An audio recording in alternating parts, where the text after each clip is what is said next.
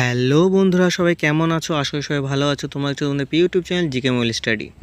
তো আজকে একটি নতুন ভিডিও নিয়ে চলে আসলাম, খুবই গুরুত্বপূর্ণ জিকে। তো যারা নতুন দেখছো তারা অবশ্যই চ্যানেলটিকে সাবস্ক্রাইব করে দিও, পাশে থাকা বেল আইকনটি প্রেস করে দিও, কারণ পরবর্তীকালে আমার ভিডিওগুলি নোটিফিকেশন পাওয়ার জন্য। সামনে যে সকল পরীক্ষা আছে সেই সব প্রত্যেকটা পরীক্ষার জন্য এই কোশ্চেনগুলি খুবই গুরুত্বপূর্ণ। তো আমি বেশি কথা না বাড়িয়ে আমি সোজা চলে যাবো আমাদের প্রশ্নের দিকে। তো আমাদের প্রথম প্রশ্ন হলো, ভারতীয় গোয়েন্দা সংস্থার নাম কী? তো চারটে অপশান দেওয়া আছে, তোমার চেষ্টা করো উত্তর দেওয়ার। কে কটা পাচ্ছ কমেন্টে জানিও অবশ্যই। তো চারটে অপশান দেওয়া আছে, দেখো, র, সিআইএ, কেজিবি ও 4 নম্বর অপশান হলো আইএসআই। তো আমাদের সঠিক উত্তরটি কি? অপশান 1, র। খুবই গুরুত্বপূর্ণ। তো আমি এর সাথেও আমি কটা দেশে দিয়ে দিয়েছি গোয়েন্দা সংস্থা, তো তোমরা দেখে নাও একটু। পাকিস্তানের হলো আইএসআই, আমেরিকার সিআইএ, চীনে হলো এমএসএস এবং রাশিয়া হলো কেজিবি এবং ইসরায়েল হলো মোসাদ। এই মোসাদটা খুবই ইম্পর্টেন্ট, এটা অনেক পরীক্ষায় আসে। চলে যায় তারপরে প্রশ্ন, 2 নম্বর প্রশ্ন, খুবই ইম্পর্টেন্ট প্রশ্ন। উদীয়মান সূর্যের দেশ কাকে বলা হয়? চারটে অপশান আছে, অস্ট্রেলিয়া, রাশিয়া, জাপান ও ফিনল্যান্ড। তো তোমরা চেষ্টা করো উত্তর দেওয়ার। তো সঠিক উত্তরটি কি?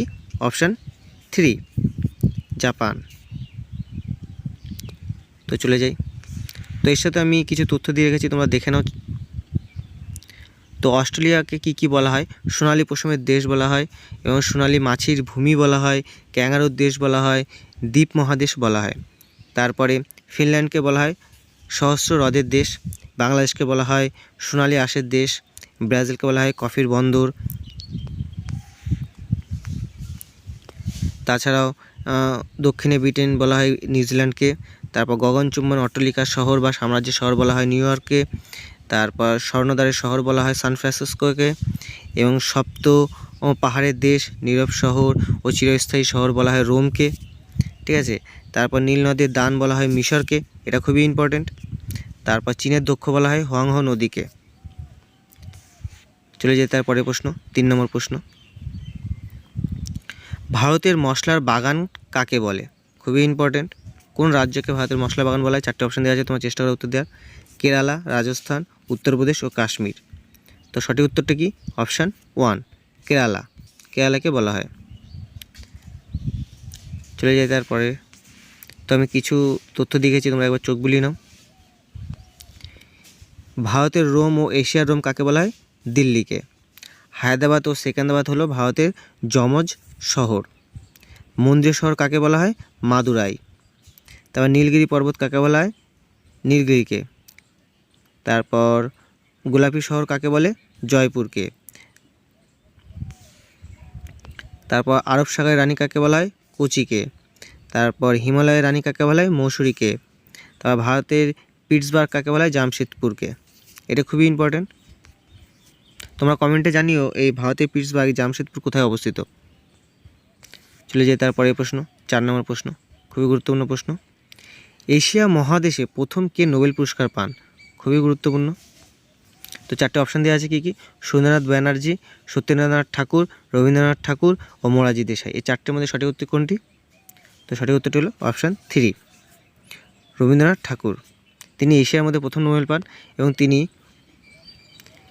তিনি 1913 সালে সাহিত্যে নোবেল পুরস্কার পান এবং গীতাঞ্জলি লেখার জন্য। খুবই ইম্পর্টেন্ট। চলে যাই তারপরে। তো আমি নোবেল সম্বন্ধে কিছু দিয়ে রেখেছি, তোমরা দেখে নাও একবার। নোবেল পুরস্কার 1901 সাল থেকে দেওয়া শুরু হয় এবং এটি 6টা বিষয়ে দেওয়া হয়। ঠিক আছে। সেগুলি হলো কি? পদার্থবিদ্যা, রসায়নবিদ্যা, চিকিৎসাবিদ্যা, সাহিত্য ও শান্তিতে।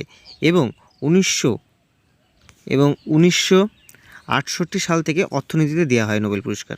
ঠিক আছে, খুবই ইম্পর্টেন্ট। চলে যাই তারপরে প্রশ্ন, 5 নম্বর প্রশ্ন। তোমরা দেখো কোশ্চেনটা, যে স্বাধীন ভারতের প্রথম মুসলিম রাষ্ট্রপতির নাম কি? এখানে কিন্তু স্বাধীন ভারতের প্রথম রাষ্ট্রপতি বলেনি, মুসলিম রাষ্ট্রপতি নাম কি? কোশ্চেনটা ভালো করে দেখবা। তো অপশানগুলি দেখে নাও। তো প্রথম অপশান কি? ডক্টর রাজেন্দ্র প্রসাদ, ডক্টর জাকির হোসেন, 3 নম্বর অপশান মৌলানা আব্দুল কালাম আজাদ ও 4 নম্বর অপশান হলো এপিজে আব্দুল কালাম। এই চারটির মধ্যে কে প্রথম মুসলিম রাষ্ট্রপতি? তো আমাদের মুসলিম রাষ্ট্রপতি হলো অপশান 2, ডক্টর জাকির হোসেন। খুবই ইম্পর্টেন্ট কোশ্চেন এটা। আর এর সাথে মনে রাখবে প্রথম রাষ্ট্রপতি থাকাকালীন এই জাকির হোসেন মারা যান। খুবই ইম্পর্টেন্ট। চলে যাই তারপরে। তো এর সাথে আমি কিছু তথ্য দিয়েছি, দেখে নাও। ভারতের রাষ্ট্রপতি হতে গেলে প্রথমে ভারতীয় নাগরিক হতে হবে, তারপর পার্লামেন্টের যে কোনো কক্ষের সদস্য হতে হবে, তারপর কমপক্ষে ৩২ বছর বয়স হতে হবে এবং রাষ্ট্রপতিদের কার্যকাল মেয়াদ 5 বছর। এবং রাষ্ট্রপতিদের ইমপিচমেন্ট মাধ্যমে হলো পদত্যাগ করা যায়। ঠিক আছে, মাথায় রাখবে। চলে যাই তারপরে বসে। তার আগে বলে রাখি, যারা চ্যানেলটিকে প্রথম দেখছো তারা অবশ্যই চ্যানেলটিকে সাবস্ক্রাইব করে দিও, পাশে থাকা বেল আইকনটি প্রেস করে দিও, কারণ পরবর্তীকালে আমার ভিডিওগুলি নোটিফিকেশন পাওয়ার জন্য। এর সাথে সামনে অনেক পরীক্ষা আছে, যেমন এএলপি, এনটিপিসি, আরপিএফ, ঠিক আছে, তারপর ক্লার্কশিপ, মিসলেনিয়াস, তারপরে ডাব্লিউবিপি, এসআই, কনস্টেবল, ঠিক আছে, কলকাতা পুলিশ এসআই কনস্টেবল সবই আছে। তো তোমরা ভালো করে মন দিয়ে দেখো, এই কোশ্চেনগুলি খুবই ইম্পর্টেন্ট সামনের পরীক্ষার জন্য। তো আমাদের 6 নম্বর প্রশ্ন কি, ভারতের প্রথম মহিলা রাজ্যপালের নাম কি? খুবই ইম্পর্টেন্ট। 4টে অপশান দেওয়া আছে, সুচিত্রা কৃপালিনী, বিজয়লক্ষ্মী পণ্ডিত, সরোজিনী নাইডু ও ইন্দিরা গান্ধী। তো তোমরা চেষ্টা করো উত্তর দেওয়ার। তো সঠিক উত্তরটি কি? অপশান 3, সরোজিনী নাইডু। ইনি হলো ভারতের প্রথম রাজ্যপাল। কিন্তু যদি বলা হয় ভারতের প্রথম প্রধানমন্ত্রীর নাম কি মহিলা, তখন কি হয়ে যাবে উত্তর? ইন্দিরা গান্ধী। ইন্দিরা গান্ধী প্রথম পিএম। ঠিক আছে, চলে যায় তারপরে। তো আমি কিছু এখানে তথ্য দিয়েছি, তোমরা দেখে নাও। প্রথম ভারতীয় মহিলা আইপিএস অফিসারকে? কিরণ বেদি। খুবই ইম্পর্টেন্ট। প্রথম ভারতীয় মহিলা এভারেস্ট জয়ী করেন কে? বাচেন্দ্রী পাল। প্রথম ভারতীয় মহিলা বিমান পাইলটকে? দুর্বা ব্যানার্জি। প্রথম ভারতীয় মহিলা যিনি নোবেল পুরস্কার পান তিনি হলেন মাদার টেরেসা, 1979 সালে। খুবই ইম্পর্টেন্ট। চলে যায় তারপরের প্রশ্ন, স্যামসাং কোম্পানি কার্যালয় কোথায় অবস্থিত? এই ধরনের প্রশ্ন খুব ভালো, এগুলো পরীক্ষায় দেয়। তো সঠিক উত্তরটি কি? অপশান 4, দক্ষিণ কোরিয়া। চলে যায় তারপরে। তো এখানে দেখে নাও তোমরা, ফিলিপস হলো নেদারল্যান্ডের কোম্পানি বা কার্যালয়, তারপর নোকিয়া হলো ফিনল্যান্ডের, তারপর মাইক্রোসফট হলো আমেরিকা, তারপর ফেরারি হলো ইতালির, তারপর ভোডাফোন হলো ইংল্যান্ডের এবং মাইক্রোম্যাক্স হলো ভারতবর্ষে। খুবই ইম্পর্টেন্ট। চলে যায় তারপরে প্রশ্ন, 8 নম্বর প্রশ্ন, রসায়নের জনক কাকে বলা হয়? তো 4টে অপশান দেওয়া আছে, কি কি? Aristotle, Adam Smith, Alexander Graham Bell ও ল্যাভেসিয়ে। তো সঠিক উত্তরটি কি? তোমরা চেষ্টা করো। তো সঠিক উত্তরটি হলো অপশান 4, ল্যাভেসিয়ে। চলে যায় তারপরে। তো কিছু তথ্য দিয়েছি, দেখে নাও। অর্থনীতির জনক কাকে বলা হয়? অ্যাডাম স্মিথকে। টেলিফোনের জনক কাকে বলা হয়? আলেকজান্ডার গ্রাহাম বেলকে। তারপর রেলওয়ের জনক কাকে বলা হয়? জর্জ স্টিভেনসনকে। পদার্থবিদ্যার জনক কাকে বলা হয়? রাদারফোর্ডকে। কম্পিউটারের জনক কাকে বলা হয়? Charles Babbage. তারপর ভারতের চিত্রশিল্পের জনক কাকে বলা হয়? নন্দলাল বসুকে। তারপর ভারতের নবজাগরণের জনক কাকে বলা হয়? রাজা রামমোহন রায়কে। খুবই ইম্পর্টেন্ট এই কোশ্চেনটি। চলে যায় তারপরে প্রশ্ন, 9 নম্বর প্রশ্ন, ইন্দিরা গান্ধীর সমাধিস্থল কোথায় অবস্থিত? খুবই ইম্পর্টেন্ট, এই পরীক্ষায় আসে এই কোশ্চেনগুলোই। তো 4টে অপশান দেওয়া আছে, কি কি? শক্তিস্থল, রাজঘাট, বিজয়ঘাট ও সমতাস্থল। 4টে অপশানের মধ্যে সঠিক উত্তর কোনটি? তোমরা চেষ্টা করো উত্তর দেওয়ার। তো সঠিক উত্তরটি হলো অপশান 1, শক্তিস্থল। তাছাড়াও এর সাথে দেখে নাও কিছু ইম্পর্টেন্ট,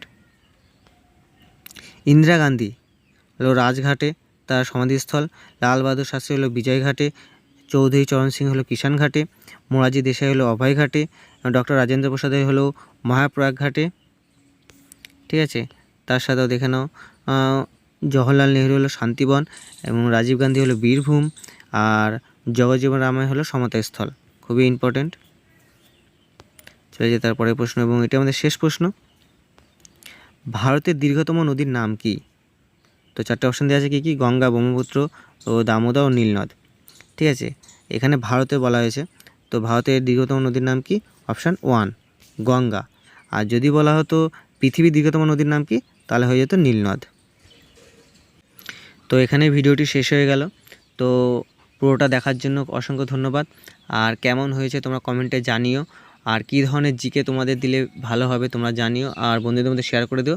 ভালো থেকো, ধন্যবাদ।